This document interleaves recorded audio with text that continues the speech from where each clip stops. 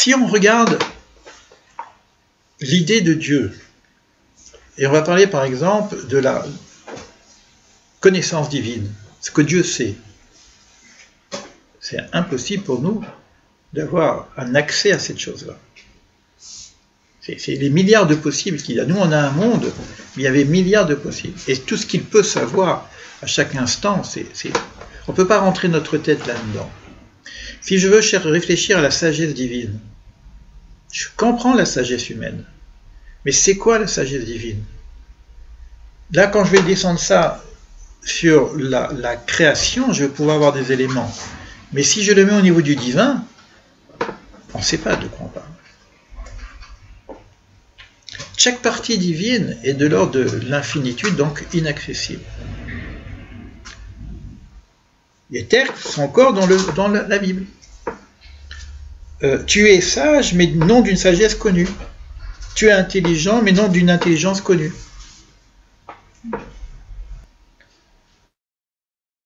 Ce qui est au-dessus de toi, ne le cherche pas. Ce qui est caché du caché, ce qui est vraiment caché, les mystères, ne l'examine pas. Ça, c'est encore le Talmud. Si ton cœur court en avant, reviens à ta place. Donc, on nous propose maintenant quelque chose, de dire, ok, on va rentrer dans cette idée-là, mais je pose d'abord les limites, les sens interdits. Va pas là-dedans, parce que tu vas exploser ta tête. En revanche, il y a un principe qui est de notre devoir de connaître. Et c'est un principe divin. Et ce principe, il est extrêmement bien explicite dans la Bible, dans la Torah en tout cas. Ça s'appelle l'unité. L'unité. Et comme c'est un principe à connaître, écoutez bien ce que je dis, c'est-à-dire je ne le connais pas. Parce que si je connais, je n'ai pas besoin de le connaître. La plénitude, la finalité, la fin du processus, cette adhésion à Dieu, c'est la connaissance de Dieu, mais la connaissance de son unité. Alors c'est quoi cette histoire d'unité qui serait aussi énorme à connaître? Tu connaîtras en ce jour et tu mettras en ton cœur que l'Éternel rêve. C'est le début de l'introduction. Quand le Rav, la Neshama posait la question, j'aimerais bien reposer mon cœur sur cette chose-là. C'est quoi? C'est que tu reposeras ton cœur. Qui Hachem ou Elohim? Que Dieu est Dieu, c'est-à-dire que Hachem c'est Elohim. Et qu'il n'y a rien d'autre que lui. Ça, c'est l'histoire de la notion d'unité. On va retrouver plusieurs verbes maintenant qui vont nous ramener à cette nécessité, à ce devoir de connaître l'unité. On va voir les termes. Alors, je l'ai dit en hébreu parce que j'aime bien pour juste boire un peu d'énergie. Hein, donc, c'est la musique. Hein. Reu ata ki ani anihu. J'adore cette phrase-là. Reu ata ki ani anihu. C'est des phrases tellement simples qui veulent presque rien dire, mais qui ont une puissance de folie. Tu vois. Regarde maintenant que je suis. Ani anihu. Je suis ou lui. Je suis cela. Ve'en Elohim il m'a dit. Et il n'y a pas d'autre Dieu que moi. Reu ata ki ani anihu. Et ça, c'est dans le cantique un des derniers versets de la Torah, qu'on appelle le cantique de Hazinu, où la Torah nous décrit tout ce qui s'est passé dans le monde, mais toutes les catastrophes du monde. Et Dieu arrive, oh, regardez ce que j'ai fait. C'est-à-dire toutes les catastrophes, il dit, Reu ata ki ani anihu, c'est moi ça aussi. C'est pas simplement les belles choses, c'est moi qui fais tout. Parce que si tu dis qu'il y a ça qui fait que... Et là-bas, c'est pas moi, donc on n'est plus dans l'unité. Afin, les ma'an, tedou, veta aminu, qui, li, veta avinu, qui ani, anihu. Regardez les termes. On est très, on dit Médoukdak, très précis dans les termes. Afin que tu saches, donc il y a une nécessité, afin que tu saches, que vous connaissiez, la date, c'est la notion de date est ici. Afin que tu saches, Veta Aminou, et que tu aies confiance en moi, li, Veta Vino, les avines encore, bina. Pas simplement que tu saches, il faut que tu construises. Qui est un iou, que je suis. Les ma'an tidou veta vinu. Et le terme dit mashma, vraiment. Afin que tu connaisses vraiment, c'est-à-dire que c'est connaître. On n'est plus dans la notion de foi, de ressenti. On est dans la notion de connaissance.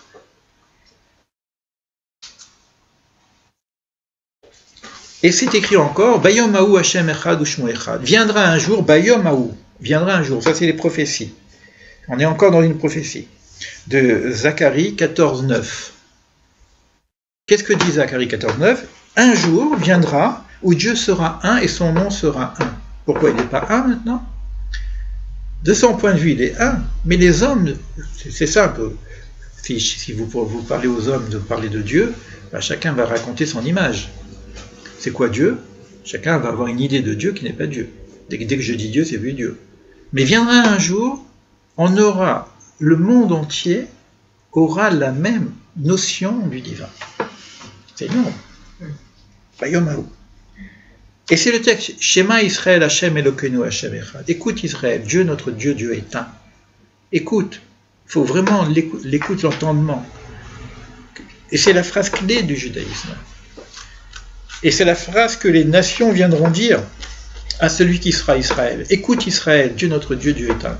C'est le retour des nations et le retour du monde à cette unicité qu'ils ont perdue au moment de la tour de Babel. Et c'est ça le dévoilement que nous attendons. Tu répondras à ton cœur que l'Éternel est Dieu. Et ça va te reposer. Alors moi, je vous pose une question que la Neshama pose. C'est quoi ce problème? Pourquoi Dieu n'est pas un? Qu'est-ce que tu viens m'apprendre ici?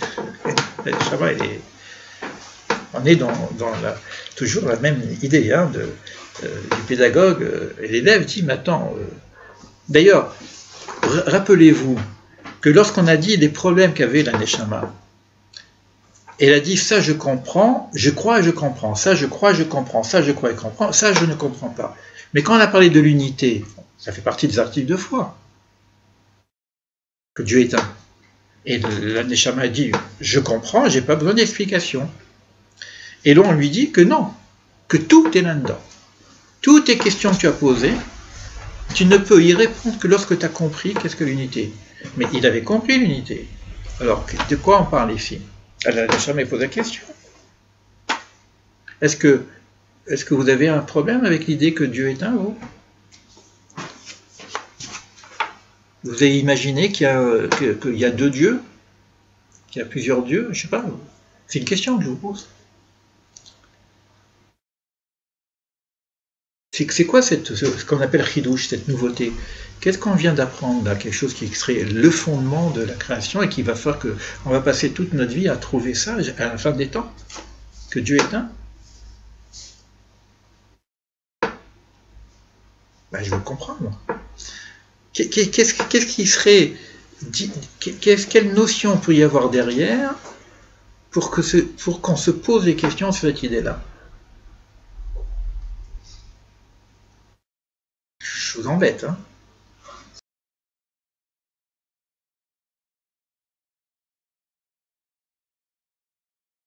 Ça veut dire que tout est lui. Comment? S'il est un, ça veut dire que tout est lui. Ça, c'est une notion, oui. C'est une notion. Et donc,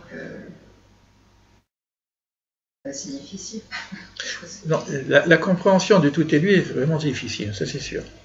Mais l'idée d'abord de dire qu'il est un, c'est-à-dire qu'il y aurait quelque chose d'autre dans la notion du un que de ce qu'on connaît, que tout le monde connaît. Quand tout le monde, je veux dire, le monothéisme il est connu aujourd'hui. Même les philosophes quand ils réfléchissent à un créateur, ils arrivent à la source, et il n'y en a qu'un seul, parce que s'il y en a deux, c'est plus la source. D'accord? Donc le principe de la cause des causes des causes des causes, on arrive à une cause. Est-ce que ça a à voir avec la perception de la souffrance? Alors, ça va être un des problèmes qu'on va se poser. Ça va être un des problèmes qu'on va se poser. Parce qu'on sait qu'il est que bon, que bonté. D'accord? Parce qu'on va trouver dans le 1 aussi la notion d'amour, et Rad, c'est la même notion qu'amour. Il est que bonté et qu'amour. D'accord? Qu'est-ce qui est si difficile à comprendre? L'unité signifie que le Saint béni soit-il est unique, et il n'y en a rien d'autre que lui, ben, c'est évident qu'il est unique, et il n'y a rien. C'est quoi? Il y a un seul créateur, on le sait déjà, quoi. Qu'est-ce que tu veux m'apprendre?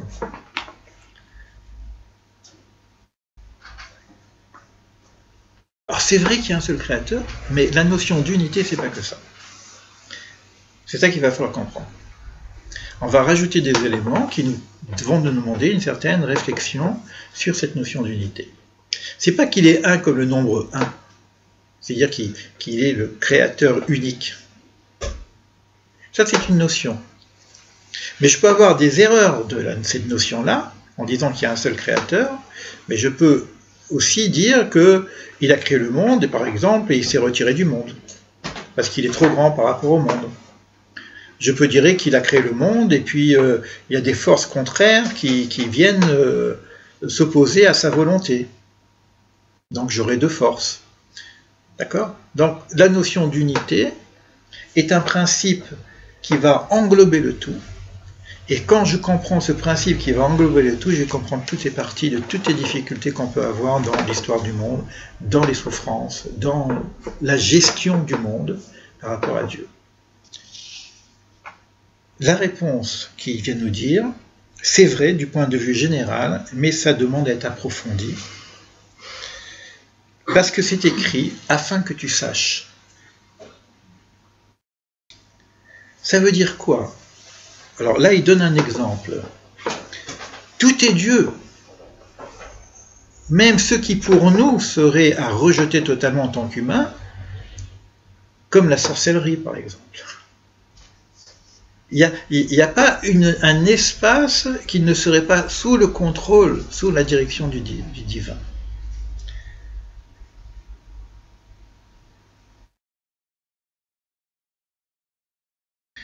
Ça veut dire en même temps que c'est pas simplement de penser qu'il est un dans son existence, ça veut dire qu'il n'y a pas d'autre maître que lui.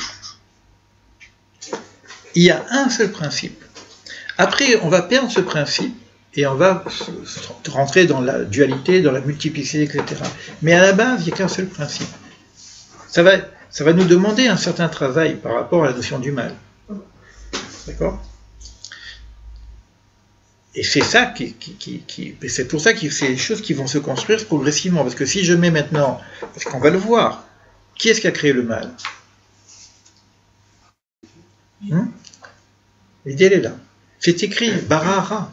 Mais quand je vais à la synagogue, on n'ose plus dire Barahara. Parce qu'on n'a pas le niveau de comprendre, de saisissement, de dire mais ça veut dire quoi? Le bon Dieu crée le mal? C'est quoi cette histoire? Le mal, c'est les hommes. Et le bon Dieu, c'est le bien. Ou alors le diable. Mais si celui qui lit la Bible, il sait que ça ne marche pas comme ça. Parce que quand vous regardez Job, qui a vécu l'épreuve, c'est là qu'on va comprendre. Mais le diable, il doit demander l'autorisation du bon Dieu. Il dit, s'il te plaît, je voudrais éprouver Job. Et Dieu lui dit, bon, fais-le, mais ne touche pas à sa vie. C'est un dialogue, hein. Mais ça veut dire bien qu'il y a un maître au-dessus. Regardez maintenant Reuata, qui Ani, Anihu, Ani Amit, Veani Achaya. Je suis celui qui fait mourir et je suis celui qui fait revivre. Le principe du mal, le principe de la mort, le principe de tout ça, c'est dans un ensemble qui s'appelle l'unité. Et alors maintenant, on va essayer de comprendre comment ça fonctionne. Mais si j'imagine qu'il y a une forme de résistance, ce qui s'est passé avec Job, il faut relire Job. Job, il dit, doucement, là. Il y a un moment donné, il est gentil, il est gentil, il est gentil, jusqu'à un moment donné, il craque. Et Dieu lui répond, dans Job, que peux-tu lui dire? Que vas-tu faire? C'est-à-dire, est-ce qu'il y aurait quelque chose qui serait de l'ordre de l'agir humain, de l'agir divin, qui ne serait pas bon pour le monde? Mais en même temps, on dit que c'est lui qui gère le monde entier. Alors, il n'y a rien dans ce monde qui serait mauvais. À notre niveau de la relativité, on est obligé de mettre le sens du bien et du mal, mais c'est du point de vue de l'humain. C'est pour le mieux. Cela aussi est bien, Gamzuletova. Ce qu'on appelle, il y a un homme qu'on appelait Gamzuletova, c'est un homme qui se retrouvait complètement estropié, comme ça sur sa chaise, avec toutes les maladies du monde, et lorsqu'on vient de lui demander des choses, il dit explique-moi la souffrance. Il dit moi la souffrance, je n'ai jamais connue. Je ne sais pas ce que c'est. De quoi vous me parlez? Souffrance. On l'appelait Gamzuletova. Gamzuletova, c'est-à-dire il dit cela aussi est pour le bien. C'est-à-dire qu'il arrivait à comprendre ce qui se passait dans ce monde au niveau de la racine, pas au niveau de ce monde. Attention. Moi, j'ai eu un maître qui faisait très attention à ce problème d'amalgame. C'est-à-dire que quand vous êtes devant la souffrance dans ce monde-ci, vous vous taisez, et il y a une compassion à faire. On ne va pas dire « ah, ça aussi, c'est bien ». D'accord? Mais du point de vue de la racine, du point de vue du projet, du point de vue de la finalité, de cela où cela nous mène, ça aussi, c'est pour le bien.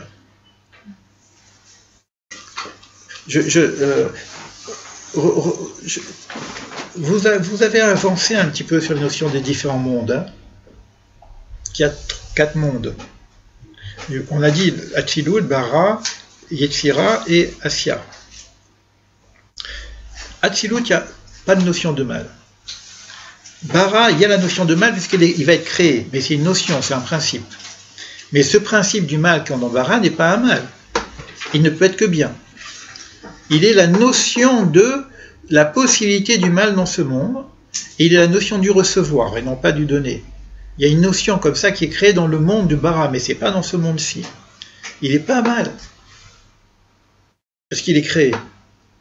Donc dans le monde de la Beria, la notion du Ra n'est pas un mal en soi. Quand on dit Gamzuletova, en bas c'est un mal, je souffre. Mais Gamzuletova, pour avoir le Zuletova, il faut monter sur le monde des principes et voir au niveau de la racine, de la finalité, ce que ça va engendrer. Et cela, alors, dans notre monde, on a des exemples comme ça, qu'on appelle l'épreuve, par exemple. J'ai une épreuve, et grâce à cette épreuve, je me réveille. Gamzuletova. J'ai une maladie, et grâce à cette maladie, je vais basculer à une attitude, à une vie spirituelle beaucoup plus profonde que si je vivais dans l'éphémère, de machin, etc. On va dire Gamzuletova. Le mal vient me dire quelque chose. Donc il y a quelques notions, et il y a des notions qu'on ne comprend pas. C'est pour ça qu'au début, on avait dit, attention, tu ne vas pas comprendre le détail, tu vas comprendre les généralités, on va nous expliquer toute l'organisation du bien et du mal, mais pas dans ces détails. Tu ne vas pas me dire maintenant, celui-ci, bon, c'est bien qu'il souffre. Attention, là, tu passes à côté. On a une notion globale, après on ne peut pas analyser l'individualité, ni l'histoire individuelle. C'est-à-dire, je ne suis pas en train de vous dire que la Shoah, c'est un bien pour le monde. Peut-être au niveau de la racine, il y a quelque chose qui me dépasse complètement, mais c'est ça. Afin que tu saches, tu sauras ça aussi. Sinon, ça ne marche pas. Si c'est Dieu qui conduit le monde, ben, moi, dans ma notion, ben, je le mets au tribunal. Il est dans les accusés. Qu'est-ce que tu nous as fait là? C'est quoi cette histoire? Je ne comprends pas. Ça me dépasse. Gamzuletova, je comprendrai au monde du Bara. Donc, je vais avoir une globalité. Il va y avoir des informations qui vont me donner progressivement, qui va me permettre de comprendre en quoi cela, au niveau de la racine, c'est aussi un bien, au niveau de la finalité du projet divin, cela aussi converge vers le bien. Extrêmement difficile. Mais pour l'instant, on n'est que dans la notion. Donc on va décortiquer les choses au niveau de la globalité, de voir comment ça fonctionne, comment c'est construit, au niveau des généralités.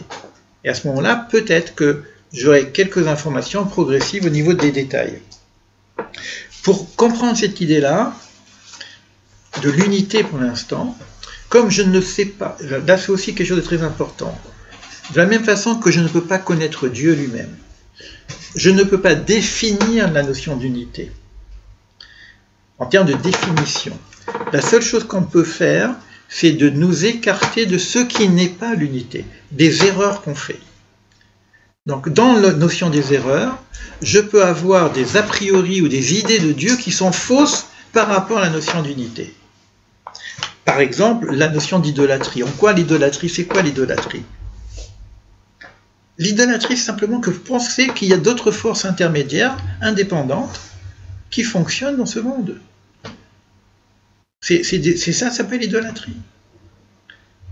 Et comme ces forces intermédiaires seraient indépendantes du divin, donc je peux m'adresser directement aux intermédiaires.